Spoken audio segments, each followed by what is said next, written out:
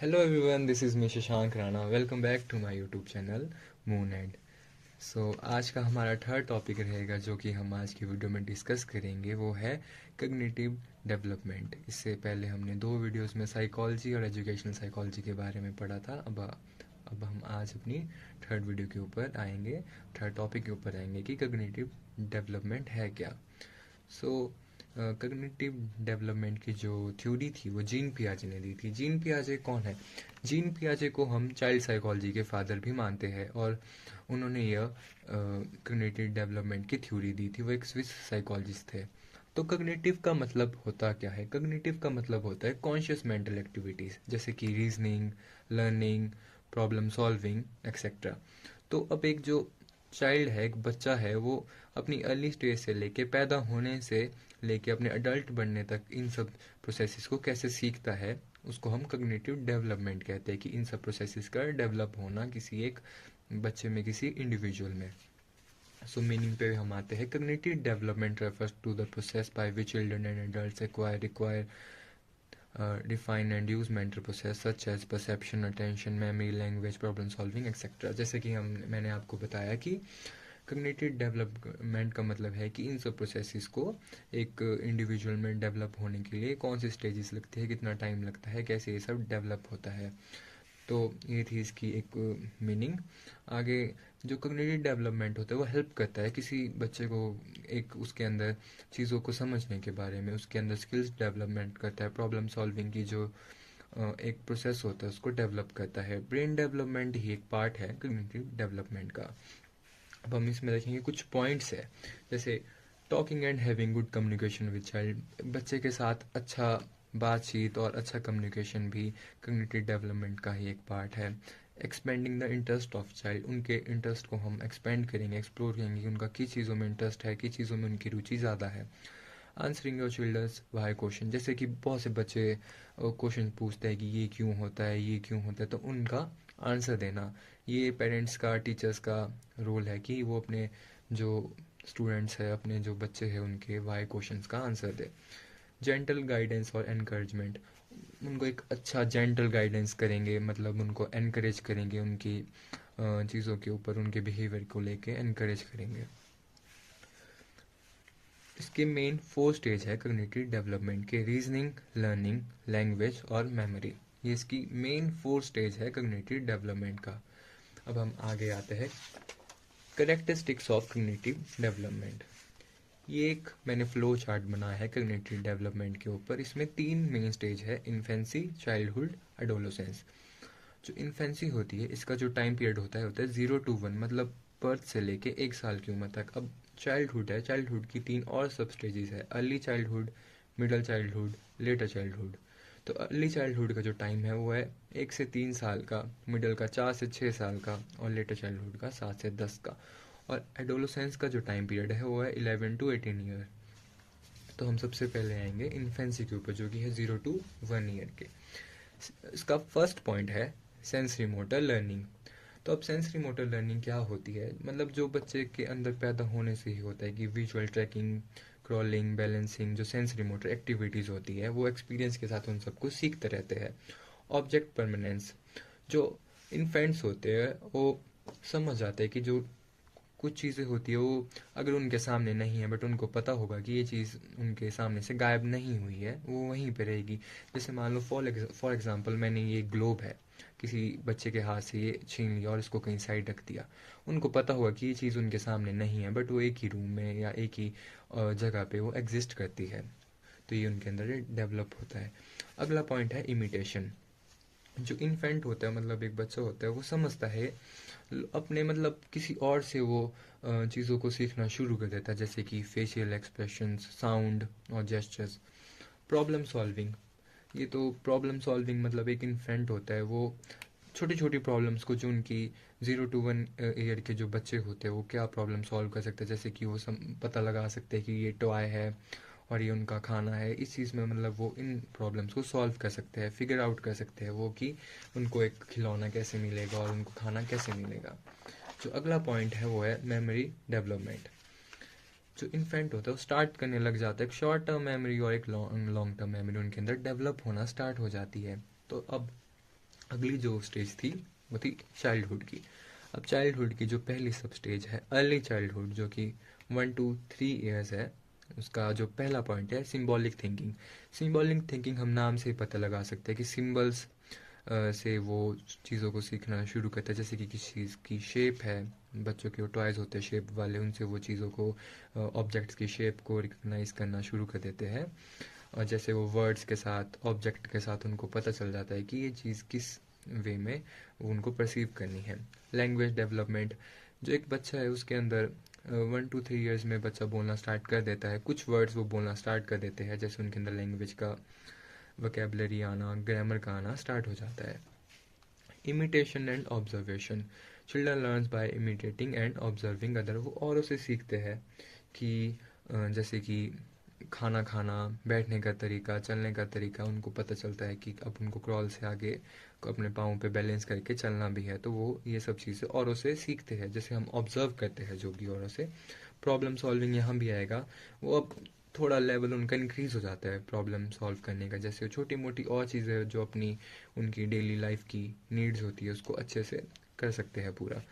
Classification और categorisation, अब जो बच्चा है उसको समझ आने लग जाता है कि चीज़ों के बीच में कैसे उनको भेदभाव करना है। उनको पता है कि क्या उनका खाने की चीज़ है, क्या उनकी खेलने की चीज़ है, कौन सी चीज़ उनके लिए हार्मफुल है और कौन सी चीज़ उनके लिए सही है। तो ये था अर्ली चाइल्डहुड। और अब अगला है मिडिल चाइल्डहुड। मिडिल चाइल्डहुड की जो एज है वो है 4 to 6 ईयर। उसमें जो पहली स्टेज है वो है प्री ऑपरेशनल थिंकिंग।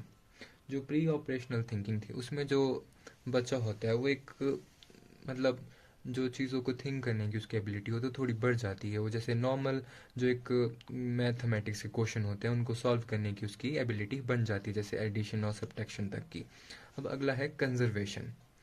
अब कंजर्वेशन का मतलब है कि चीज़ों की प्रॉपर्टी और उनकी क्वांटिटी क्या है। मान लीजिए कि एक ग्लास में उनको पता है कि इतना ही पानी आएगा, किसी चीज़ की वॉल्यूम क्या है, किसी चीज़ की कैपेसिटी क्या है, किसी चीज़ में कितना वो चीज़ होगी या कितनी वो चीज़ आएगी। तो अगला है डिसेंट्रेशन। अब डिसेंट्रेशन का मतलब है कि वो मल्टीपल एक्सपेक्ट ऑफ सिचुएशन को, बहुत सारी सिचुएशन को एक साथ में समझना स्टार्ट कर देते हैं। अगला रिवर्सिबिलिटी, बच्चे को पता चल जाता है कि कुछ चीज़ें जो है वो एक्शंस है वो कि रिवर्स्ड है। जैसे कि खाना खाना हम डेली लाइफ में फिर से आज खाया हम कल फिर से खाएंगे, नहाना, ये सब चीज़ें उनको पता है कि ये जो एक्शंस है रिवर्स है, ये फिर से वापस रिपीट होंगे। और उनकी जो प्रॉब्लम सॉल्विंग है यहाँ भी आएगी, वो और ज़्यादा इंप्रूव हो जाएगी। उनकी जो एबिलिटी होगी प्रॉब्लम्स को सॉल्व करने की वो और इम्प्रूव हो जाएगी। अब जो चाइल्डहुड की अगली स्टेज है, लास्ट स्टेज है, वो है लेटर चाइल्डहुड, जो कि है 7 to 10 ईयर्स। अब इसमें पहला है कॉन्क्रीट ऑपरेशनल। तो जो बच्चा है वो चीज़ों को लॉजिकली सॉल्व करना स्टार्ट कर देता है। जैसे हम उन्हें कोई मैथ्स का सम देंगे तो उसको एक लॉजिकल वे में सॉल्व करना स्टार्ट कर देगा। उन्हें पता है कि चीज़ों को अब परफॉर्म करना है बट एक लॉजिकल वे में परफॉर्म करना है।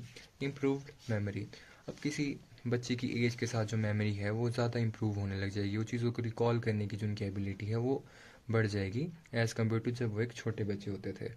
और अब अगला है मेटा कग्निशन।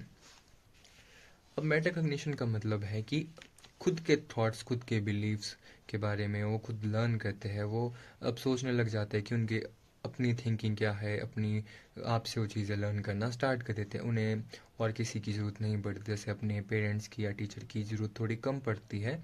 वो चीज़ों को खुद रिकग्नाइज करना स्टार्ट कर देते हैं। तो अगला है डेवलपमेंट ऑफ एग्जीक्यूटिव फंक्शंस। तो जो चिल्ड्रन होता है, एक बच्चा होता है, उनके अंदर एक एबिलिटी हो जाती है चीज़ों को प्लान करने की, ऑर्गेनाइज करने की। वो चीज़ों के उनको उनके अंदर टाइम मैनेजमेंट आ जाता है और जैसे कि स्किल्स डेवलप करने की उनकी ये एज होती है। तो अब लास्ट स्टेज है एडोलसेंस, जो कि है 11 to 18 ईयर्स। अब इसमें जो फर्स्ट पॉइंट है वो है फॉर्मल ऑपरेशनल थिंकिंग। जो बच्चा है वो एक एब्स्ट्रैक्ट वे में थिंक करेगा, अपनी मतलब वो लॉजिक लगाएगा, अपने कंसेप्ट लगाएगा बट एक एब्स्ट्रैक्ट वे में। तो अब सेकंड पॉइंट है इम्प्रूव्ड प्रॉब्लम सॉल्विंग। यहाँ पे भी प्रॉब्लम सॉल्विंग का पॉइंट आता है कि अब 11 से 18 साल के बच्चे का एक एडोलसेंस की जो प्रॉब्लम सॉल्विंग की जो एबिलिटी है वो ज़्यादा बेटर हो जाएगी। तो अगला जो पॉइंट है वो है हाइपोथेटिकल थिंकिंग। हाइपोथेटिकल का मतलब है कि काल्पनिक दुनिया, मतलब इमेजिनरी वर्ल्ड में, जैसे कि एडोलसेंस की जो एज है उसमें बहुत सारे इंडिविजुअल्स अपनी ही इमेजिनरी वर्ल्ड में अपनी चीज़ों को बिल्डअप करते हैं, तो हाइपोथेटिकल थिंकिंग उनमें स्टार्ट हो जाती है कि वो बहुत सी सिचुएशन को कंसिडर कर लेते हैं, अलग अलग उनके पर्सपेक्टिव हो सकते हैं। इम्प्रूव मेटाकॉग्निशन, वो अपने लिए सेल्फ अवेयर ज़्यादा हो जाते हैं, वो अपनी थिंकिंग, अपनी लर्निंग प्रोसेस के बारे में ज़्यादा सोचना, ज़्यादा उनको डेवलप करना स्टार्ट कर देते हैं। अब लास्ट है डेवलपमेंट ऑफ आइडेंटिटी। उनके अंदर एक आइडेंटिटी डेवलप हो जाती है कि उनकी जो अपनी ओन आइडेंटिटी है, अपना ओन एक सेल्फ है, उसको डेवलप करने के लिए वो काम करते हैं कि अपनी एक अलग आइडेंटिटी बाकी इंडिविजुअल से वो क्रिएट करेंगे। सो ये थे इसके कैरेक्टरिस्टिक्स। अब हम आएंगे फैक्टर इफेक्टिव कॉग्निटिव डेवलपमेंट। तो यहाँ मैंने एक फ्लो चार्ट बना है, आप इसका स्क्रीनशॉट ले सकते हैं, आप नोट्स बनाने में इसको हेल्प कर सकते हो, और एग्ज़ाम में भी आप अपनी आंसर शीट को और ज़्यादा अट्रैक्टिव बनाने के लिए फ्लो चार्ट का यूज़ कर सकते हैं। तो इसमें मैंने कुछ पॉइंट लिखे, जैसे heredity influences, emotional support, genetic disorder, socio economic status, parenting style, education, nutrition, health, social influence, culture influence, language and stress and anxiety. तो अब हम इनको एक एक करके समझेंगे। ये बहुत छोटे छोटे पॉइंट्स है और एक बहुत ही बेसिक से पॉइंट है, इसको तो आप खुद से भी मतलब नोट डाउन कर सकते हो और खुद से भी बना सकते हैं। तो हेरिडिटी इन्फ्लुएंस, हेरिडिटी का मतलब है तो जेनेटिक जीन्स का जो एक रोल है वो काफ़ी ज़्यादा इम्पॉर्टेंट है, मतलब कॉग्निटिव डेवलपमेंट के ऊपर। इंटेलिजेंस और मेमोरी होती है वो आपके जीन्स के ऊपर भी डिपेंड करती है। जेनेटिक डिसऑर्डर्स, अब कुछ जेनेटिक डिसऑर्डर है जैसे कि डाउन सिंड्रोम वगैरह, जो जेनेटिक डिसऑर्डर है वो इम्पैक्ट डाल सकते हैं आपके कॉग्निटिव डेवलपमेंट के ऊपर। सोशो इकोनॉमिक स्टेटस, जैसे रिसोर्सेज, एजुकेशन, हेल्थ केयर, ऐसी चीज़ें अफेक्ट कर सकती है आपके कॉग्निटिव डेवलपमेंट को। आपका सोशो इकोनॉमिक स्टेटस सोसाइटी में कैसा है। पेरेंटिंग स्टाइल, आपके पेरेंट्स का क्या तरीका रहा था आपकी अपब्रिंगिंग में, उन्होंने कैसे आपको चीज़ें सिखाई थी, ये सब चीज़ें, उनका इमोशनल सपोर्ट, ये सब चीज़ें कॉग्निटिव डेवलपमेंट में हेल्प कर सकती है। एजुकेशन काफ़ी इंपॉर्टेंट रोल प्ले करती है कॉग्निटिव डेवलपमेंट के ऊपर, क्योंकि हमारी जो 5 साल से लेकर 18 साल तक की उम्र है वो स्कूल में ही, उसके बाद की भी काफ़ी टाइम एजुकेशन में जाता है। तो कॉग्निटिव डेवलपमेंट में एजुकेशन काफ़ी मेन रोल प्ले करता है। न्यूट्रिशन और हेल्थ, अब आपका अगर हेल्थ अच्छी होगी, आप फिज़िकल एक्टिविटी में ज़्यादा पार्ट लेंगे, आपका न्यूट्रिशन अच्छा होगा, आपकी डाइट अच्छी होगी, तो वो भी आपका कम्युनिटी डेवलपमेंट में हेल्प करेगा। कल्चर इन्फ्लुएंसेस, अब हर कल्चर के हर अपने अलग बिलीव्स है, अपने थॉट्स है, उसके हिसाब से भी आपकी कम्युनिटी डेवलपमेंट वेरी कर सकता है। मान लीजिए किसी एक ट्राइब के कुछ अलग कल्चर इन्फ्लुएंसेस है, दूसरे के कुछ और बिलीव्स है, उस हिसाब से भी आपके ये डेवलपमेंट को अफेक्ट कर सकता है। लैंग्वेज एंड कम्युनिकेशन, लैंग्वेज और कम्युनिकेशन से भी जो कम्युनिटिव ग्रोथ है उसके अंदर काफ़ी ज़्यादा इम्पैक्ट पड़ सकता है। Stress anxiety, chronic stress and anxiety can negatively impact cognitive development. जो स्ट्रेस और एंजाइटी है वो तो एक नेगेटिव इम्पैक्ट ही डालती है हर चीज़ के ऊपर, कह सकते हैं हम ऐसा, तो वो आपके कम्युनिटी डेवलपमेंट के ऊपर भी एक नेगेटिव इम्पैक्ट डाल सकती है। अब लास्ट पार्ट है इमोशनल सपोर्ट। इमोशनल सपोर्ट एक पॉजिटिव इम्पैक्ट डालता है आपकी कम्युनिटी डेवलपमेंट के ऊपर। ये इमोशनल सपोर्ट आपको आपके फ्रेंड से भी हो सकता है, आपके पेरेंट्स से भी हो सकता है, आपके टीचर से भी हो सकता है, किसी भी आपके जो पीयर्स हैं उनसे हो सकता है। तो ये थी कम्युनिटी डेवलपमेंट के ऊपर के कुछ टॉपिक और नोट्स। आप इनका स्क्रीनशॉट ले सकते हैं वीडियो से, जो कि आपको नोट्स बनाने के लिए हेल्पफुल रहेगा। सो आज की वीडियो के लिए बस इतना ही। अगर कुछ भी मुझसे गलती हुई होगी तो उसके लिए मैं माफ़ी मांगता हूँ। बाकी अगर आप चाहते हैं कि और कोई टॉपिक हो जो कि मैं कवर करूँ तो आप कमेंट में बता सकते हैं, फिर हम उस टॉपिक के ऊपर वीडियो बनाएंगे। बाकी अब आगे आने को और टॉपिक्स काफ़ी अपलोड होंगे। So that's all for today. Like, share and subscribe. Thanks for watching. Shashank this side.